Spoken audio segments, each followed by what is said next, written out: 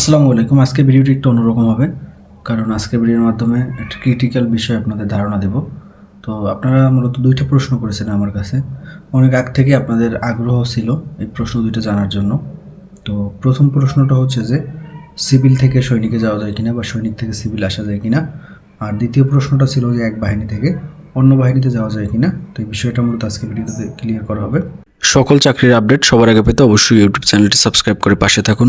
তো প্রথম যে প্রশ্নটা সেটা হচ্ছে যে সিভিল থেকে সৈনিকে আসা যায় কিনা বা সৈনিক থেকে সিভিলে যাওয়া যায় কিনা। আপনারা কিছুদিন পূর্বে অনেকেই সৈনিকের পরীক্ষা দিয়েছেন, আবার কিছুদিন পূর্বে যে সিভিলে যে নিয়োগটা হলো সেই নিয়োগে অনেকেই সিভিলে পরীক্ষা দিয়েছেন। সিভিলে যখন আপনারা পরীক্ষা দিয়েছেন তখন আপনারা আমার কাছে অনেকে প্রশ্ন করেছেন যে ভাই, এখন যদি আমি সিভিলে জয়েন করি তো আপনি কি চাইলে কিছুদিন পরে সৈনিকে যেতে পারবো কিনা। তো এটার উত্তর হচ্ছে না, আপনি সৈনিকে যেতে পারবেন না, কারণ সিভিল থেকে সৈনিক বা সৈনিক থেকে সিভিলে যাওয়ার কিন্তু কোনো অপশন নেই, অর্থাৎ সরাসরি এভাবে যাওয়া যায় না। তবে একটা অপশন আছে, তো সেই অপশনটা হচ্ছে নিয়োগ পরীক্ষার মাধ্যমে। অর্থাৎ আপনি যদি সিভিলে জয়েন করেন, অর্থাৎ আপনার চাকরি হয়েছে বাংলাদেশ সেনাবাহিনী বা যে কোনো বাহিনীতে সিভিলে, অর্থাৎ বেসামরিক বা অসামরিক কর্মকর্তা বা কর্মচারী পদে আপনার চাকরি হয়েছে। তো এখন আপনি চাচ্ছেন যে সৈনিকে যাবেন বা অফিসার ক্যাডেটে যাবেন। তো সেক্ষেত্রে আপনি কিভাবে যাবেন, আপনার করণীয় কী? আপনার একটা পথ আছে, সেটা হচ্ছে নিয়োগ পরীক্ষা। অর্থাৎ নিয়োগ পরীক্ষার মাধ্যমে আপনি যেতে পারবেন। যেমন আপনি সিভিলে জয়েন করছেন, এখন আপনি চাচ্ছেন সৈনিকে যাবেন।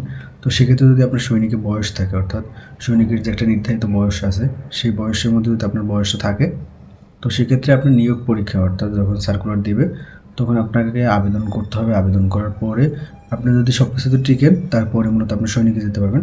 অর্থাৎ নিয়োগ পরীক্ষার মাধ্যমে যেতে হবে, সরাসরি কিন্তু আপনি চাইলে যেতে পারবেন না, অর্থাৎ সরাসরি যাওয়ার কিন্তু কোনো অপশন নেই। দ্বিতীয় যে প্রশ্নটা সেটা হচ্ছে যে এক বাহিনী থেকে অন্য বাহিনীতে যাওয়া যায় কিনা। যেমন আপনারা আমার কাছে অনেকেই প্রশ্ন করেন যে ভাই, আপনি তো কিছুদিন আগে আনসারে ছিলেন, আমরা জানতাম যে আপনি আনসারে ছিলেন, তো এখন কীভাবে আর্মিতে গেলেন বা আর্মি সিভিলে কীভাবে জয়েন করলেন। তো আপনাদের প্রশ্ন যে আসলে আনসার থেকে সেনাবাহিনীতে যাওয়া যায় কিনা, বা পুলিশ থেকে নেভিতে যাওয়া যায় কিনা, বা নেভি থেকে এয়ারফোর্সে যাওয়া যায় কিনা, এরকম কি কোনো অপশন আছে? এটার উত্তর হচ্ছে না, এরকম কোনো অপশন নেই। তো এখন আপনাদের প্রশ্ন হতে পারে যে আমি কীভাবে আসলাম তাহলে আনসার থেকে, আমি কীভাবে আর্মিতে আসলাম।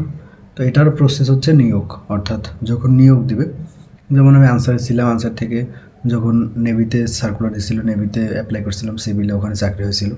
আবার ওখান থেকে যখন আমি আর্মিতে আসলাম নিয়োগ পরীক্ষার মাধ্যমে, অর্থাৎ যখন নিয়োগ পরীক্ষা হয়েছে, যখন সার্কুলার দিয়েছে, সার্কুলারে আমি আবেদন করেছি। আবেদন করার পরে এরপরে যদি আমি পরীক্ষায় টিকি তাহলে আমার চাকরি হবে। যেমন আমি পরীক্ষায় টিকছি, আমার চাকরি হয়েছে। তো সেক্ষেত্রে আপনাদের যে কাজটা করতে হবে, আপনি মনে করেন একটা বাহিনীতে আছেন কর্মরত, হয়তো ছোটো পোস্টে আছেন, বা আপনি যাচ্ছেন আর একটা ভালো পোস্টে যাবেন, অন্য বাহিনীতে একটা ভালো পোস্টে সার্কুলার আসছে।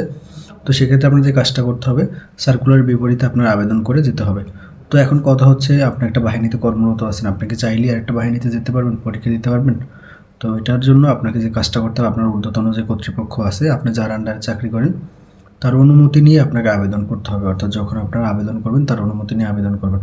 অর্থাৎ সরাসরি চাইলে কিন্তু আনসার থেকে সেনাবাহিনীতে আসা যায় না। যেমন আমি কিন্তু সরাসরি আসিনি, যখন সার্কুলার দিয়েছে সার্কুলারের বিপরীতে আমি আবেদন করেছি, আবেদন করে নিয়োগ পরীক্ষা অংশগ্রহণ করে তারপর মূলত চাকরিতে যোগদান করেছি। তো সেক্ষেত্রে আপনাদেরও যে কাজটা করতে হবে, আপনারা এখন যারা একটা বাহিনীতে কর্মরত আছেন, আপনি যাচ্ছেন অন্য একটা ভালো বাহিনীতে যাবেন, ভালো একটা পদে যাবেন।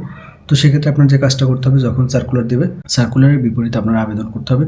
আবেদন করার পরে পরীক্ষা দিয়ে আপনি যদি পরীক্ষায় টিকেন, সেক্ষেত্রে আপনি ওই বাহিনীতে জয়েন করতে পারবেন। এছাড়া কিন্তু আপনি সরাসরি চাইলে যেতে পারবেন না। এবং আবেদন করার সময় অবশ্যই আপনার কর্তৃপক্ষের অনুমতি নিতে হবে, অর্থাৎ আপনার ঊর্ধ্বতন যে কর্তৃপক্ষ আছে, আপনি যার আন্ডারে চাকরি করেন, তার অনুমতি নিয়ে তারপর আবেদন করতে হবে, অন্যথায় কিন্তু আপনি আবেদন করতে পারবেন না। তো আশা করি এই বিষয়গুলো বুঝতে পারছেন যে সরাসরি যাওয়ার কোনো অপশন নেই।